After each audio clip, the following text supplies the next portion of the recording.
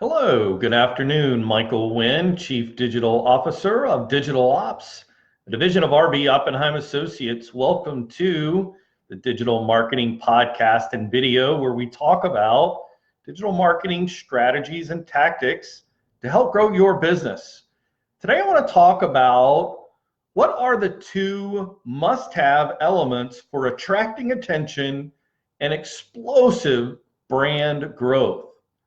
I mean, in today's marketing landscape, garnering attention for your brand is absolutely essential in order for you to experience explosive business growth. So what are these two things? Well, first of all, let's talk about how many times we come across brands who are trying to get people's attention and who do it poorly. I think there's a lot of brands out there who are focusing on making sure that people know how great they are. And they do that, especially in a sales environment where everything is about price. It doesn't matter if you're in real estate or if you're in the automotive industry or if you're in banking or financing. At the end of the day, we are so driven in those industries, and I've spent many years, 3 decades almost, in those industries and working and developing marketing programs and campaigns for those industries. And it's so easy to get wrapped up on price. And yes, price is going to have a role in part of the decision-making process, but it's only one part. It's not the entire part. Because at the end of the day, we are all humans. And what makes us human is our emotions. And our emotions, as we've talked before, I mean, there's a lot of debate about the emotional spectrum. And whether you agree with 3 or 4 or 6 or 20 or whatever the number is, I think really you can boil it down to a number of things. And we're going to talk about that as we really narrow down the two must-have elements that you've got to have in order to attract attention and experience explosive brand growth. I think that number one, the first element that you have to have is an emotional connection.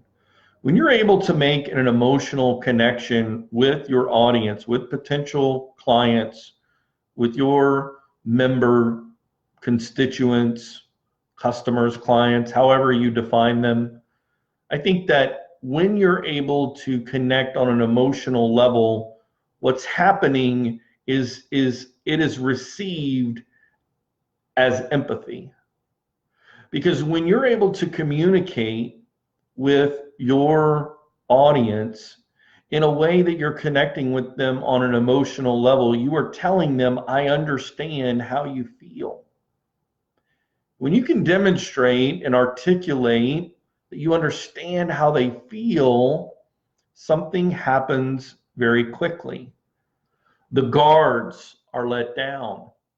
The barriers, the blinders, the earmuff, all of the things that they've done to tune other brands out, those things are removed.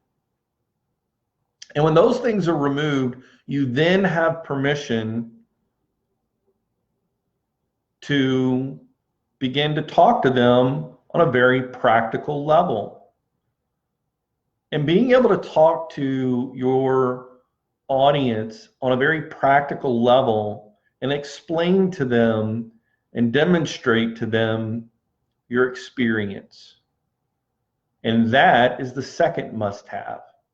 It really boils down to when you combine empathy and experience together, you then have the most powerful combination, the most powerful elements in order to really attract attention for your brand and experience explosive business growth.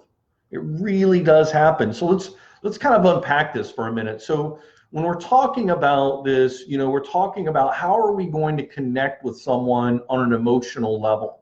So we've got to just, first of all, think about, okay, emotions, what are we talking about? We're talking about happiness. We're talking about sadness.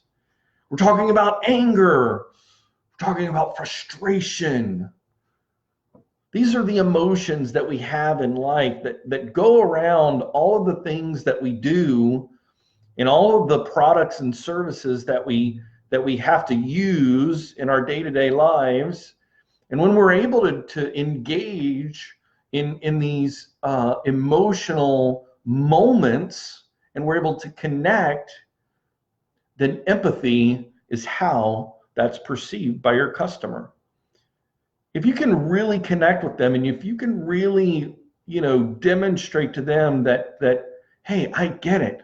I understand how frustrating it can be when you want to make sure that you're making the right decision and that you're not leaving tens of thousands of dollars on the table, that you're not making a poor business decision, you're not making a poor financial decision. We're all terrified that we're going to make a bad decision. And so being able to articulate and demonstrate that in your creative and in how you communicate your, all of your creative is so critical. And then when you back that up with experience, and what I'm talking about with experiences, many of us have been in our industry for, a number of years, and we've gathered experience, and experience comes not only from, intellect, but also just we've been in those tough spots. We know what it's like to, come into that challenge, hit it face on, and come out on the other side a winner, right? I mean, and when you have that experience, when you've gone through that challenge, when you've gone through it, you've got a decline from the bank for the loan, or, when you got a less than favorable appraisal, whether it was on your vehicle or your home or whatever, that evaluation was, how you overcame that in order to move forward in the transaction or to move forward in the experience. So when you're able to combine those two, and when you're able to connect on that emotional level and then demonstrate, hey, I've been there and I've had the great opportunity to help others who are just like you, who are worried about, who are frustrated about, who are just really, desperate to make sure that they don't repeat the same mistakes again. I've been there. I've done that. I mean, I do that all the time with, I obviously, part of the job that I do, I build websites, I built 150 websites over the last 8-10 years, right? So I've been through a bunch of experiences. I've learned the hard way on a lot of things, I have failed miserably, but I've also succeeded greatly. And I think that experience allows me to provide and understand what it's like for the client when, they just want to make sure that it looks good. They want to make sure that it functions properly. They want to make sure that it's going to stay up. They're afraid that if they touch it, they're going to break it. And just all those things, I understand that. And I communicate that to them as we're going through the process, whether they're exploring whether or not they're going to work with us, or whether we're in the middle of the project, or whether it's at the end of the project. Being able to listen and being able to empathize with where they are and how they're going through this journey is so important. And I think that as brands begin to bring together these two elements of empathy and experience and make that a part of their creative process, it's really fantastic. So if we're talking about that, if we're really talking about how we put this together, I think that the next thing we have to do is we have to think about, okay, what's going to be my approach? What's going to be my approach, Michael, to if I hear what you're saying, I want to connect with them on an emotional level. I want to demonstrate my expertise, or I want to demonstrate the expertise and experience of the company as our company as a whole. You know, you've talked about before, we need to start thinking like a media company and less like a business. Exactly. So the question really becomes down to this: the way you approach your content production, your creative, you could almost boil it down into two ways. You need to think about it. Are you going to be the magazine, or are you going to be the person on the cover of the magazine? Because either one of those approaches is an absolutely fantastic approach when it comes to your brand. So whether it's a personal brand or whether it's a corporate brand as a whole, you can look at these two things and you can start to think about, okay, you may decide I don't need to be the face of the brand. I need the brand to be, the entity. Great, then be the magazine. And what are magazines? Magazines are a collection of articles that are pulled together with the intent purpose of what? Of people consuming the media, right? That's the intent. They want more people to consume the content. And what do? They go out and they talk to people, and they go out and they interview people, and they go out and they look for thought leaders and emerging leaders and new people as well as veteran people, and they pull together this collection of information that has everything to do from A to Z within that very specific niche. And so your brand can do that too. You can become the publishing hub for your industry, right? And again, if we go back to empathy and experience, it's your experience to be able to identify and pull who you need to pull together.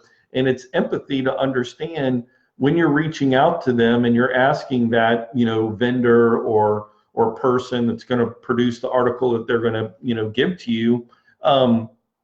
You might say, hey, listen, one of the things that we really understand about the people who consume our content is they're worried about this, they're stressed about this makes them happy, this makes them sad, this is how they feel. We'd love to hear your approach or your thought about that when it comes to the content that you'll produce. And it doesn't matter if the content is written or whether it's audio or whether it's a video, but I'll tell you this, the one thing that we know for sure in 2019, as we look forward into the future of 2020, video is probably one of the most powerful platforms, because what does it offer us?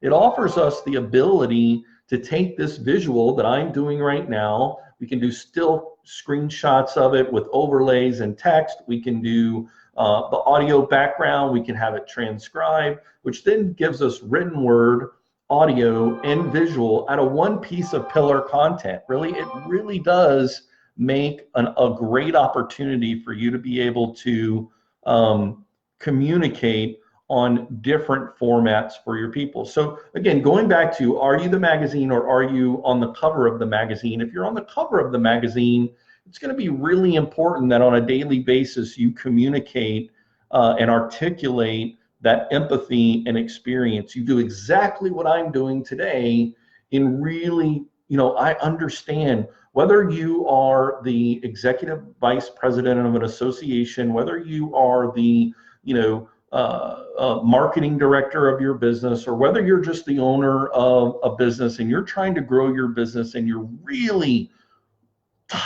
sick and tired of wondering if you're wasting tens of thousands of dollars per year, per month on marketing that you have no idea if it's working or not.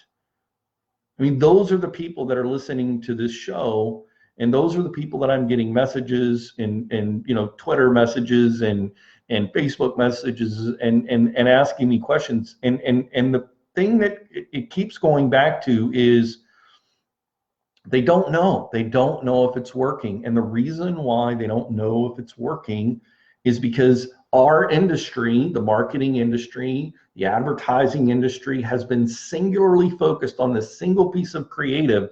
We talked about it yesterday, and we've talked about it show after show, that a single piece of vanilla creative is not working today. It's not working today because each of us have our own emotional moment as to why and when and where we make our decision when it comes to selecting a product or selecting a service or selecting a vendor. And so if I'm not able to contextualize that on a one-to-one basis, I'm missing the boat. I've not made the shift from the television to the internet.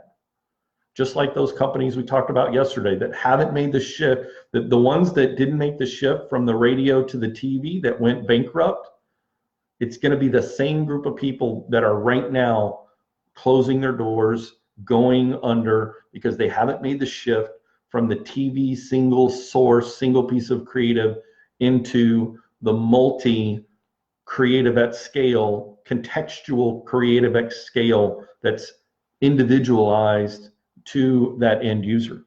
So when you understand that this is the dynamics that are at play, and you start to think about, and you look forward to 2020, and you think about, what are we going to do different? Because we can't continue to do what we've been doing because the results are not working. And you know, I hope it doesn't happen. But in the event that we should have a market correction and something were to happen that things get really tight, we have been very fortunate over the last couple of years as things have progressively gotten better.